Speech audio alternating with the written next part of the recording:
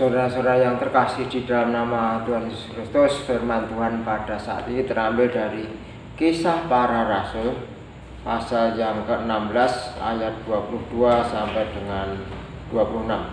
Kisah Para Rasul pasal yang ke-16 ayat 22 sampai dengan 26. Demikian firman Tuhan. Juga orang banyak bangkit menentang mereka. Lalu pembesar-pembesar kota itu menyuruh mengoyakkan pakaian dari tubuh mereka dan mendera mereka. Setelah mereka berkali-kali didera, mereka dilemparkan ke dalam penjara. Kepala penjara diperintahkan untuk menjaga mereka Setelah mereka berkali-kali didera, mereka dilemparkan ke dalam penjara. Kepala penjara diperintahkan untuk menjaga mereka dengan sungguh-sungguh. Sesuai dengan perintah itu, kepala penjara memasukkan mereka ke ruang penjara yang paling tengah dan membelenggu kaki mereka dalam pasungan yang kuat. Tetapi kira-kira tengah malam, Paulus dan Silas berdoa dan menyanyikan puji-pujian kepada Allah, dan orang-orang hukuman lain mendengarkan mereka. Akan tetapi terjadilah gempa bumi yang hebat sehingga sendi-sendi penjara itu goyah, dan seketika itu juga terbukalah semua pintu dan terlepaslah belenggu mereka semua. Demikian saudara firman Tuhan yang terambil dari Kisah Para Rasul pasal yang ke-16 ayat 22 sampai dengan 26. Saudara yang terkasih, kalau kita baca seluruhnya pasal yang ke-16 ini, ya, maksud dari Paulus dan Silas itu berbuat baik. Dia memberitakan Injil, ya. Memberitakan Injil adalah memberitakan kabar baik, berbuat baik, ya. Memberitakan Injil pada orang-orang di sana, ya. Tetapi apa yang terjadi atas mereka?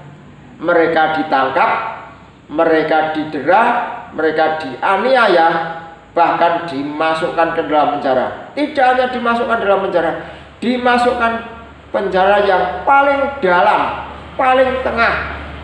Tidak hanya itu saudara, kaki mereka dibelenggu, ya, dipasung, ya. Secara manusia, Paulus dan Silas ini bisa protes sama Tuhan secara manusia. Tuhan, aku sudah berbuat baik, aku sudah memberitakan Injilmu, menjalankan perintahmu, tetapi mengapa kok yang menimpa aku demikian hebat, ya? Dia dimasukkan dalam didera, dianiaya, dimasukkan dalam penjara, dipasung kakinya, ya, tidak bisa bergerak, dijaga sangat ketat, ya. Secara daging dia bisa protes, dia bisa marah-marah dengan Tuhan, itu kalau secara daging. Tetapi apa yang dilakukan Paulus dan Silas, ya, ayat 25, saudara perhatikan. Tetapi kira-kira tengah malam, Paulus dan Silas berdoa dan menyanyikan puji-pujian kepada Allah, dan orang-orang hukuman lain mendengarkan mereka, ya.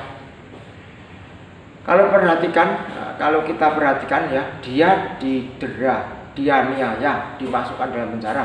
Tetapi mengapa Paulus dan Silas ini malah berdoa, menaikkan puji-pujian kepada Allah, memuja, menyembah Tuhan, ya?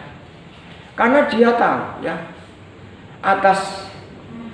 atas kehidupan Paulus dan Silas ini Tuhan tahu Allah itu turut bekerja untuk melakukan kebaikan bagi mereka yang mengasihi Dia.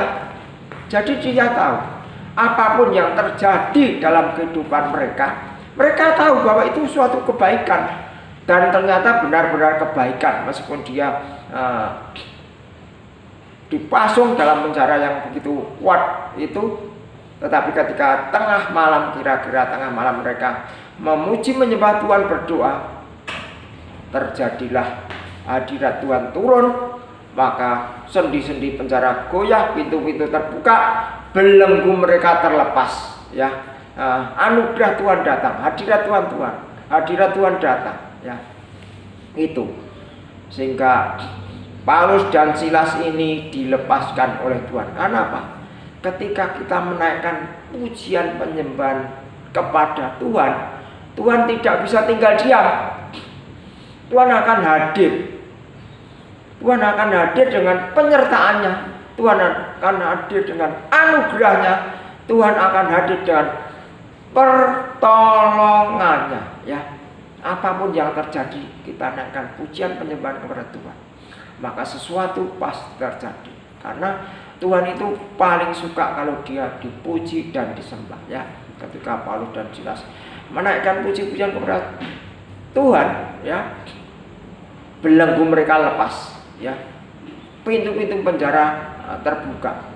Dan itu mendatangkan kebaikan. Karena apa? Kepala penjara itu menjadi takut. Mereka datang kepada Paulus dan Silas, Tuhan, apa yang harus aku perbuat supaya aku selamat, ya?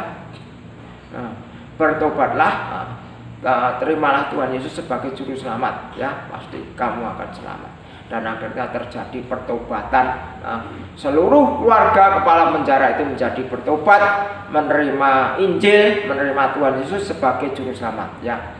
Jadi Paulus dan Silas itu tahu, ya, segala sesuatu yang terjadi atas dia itu mendatangkan kebaikan bagi mereka yang mengasihi Tuhan.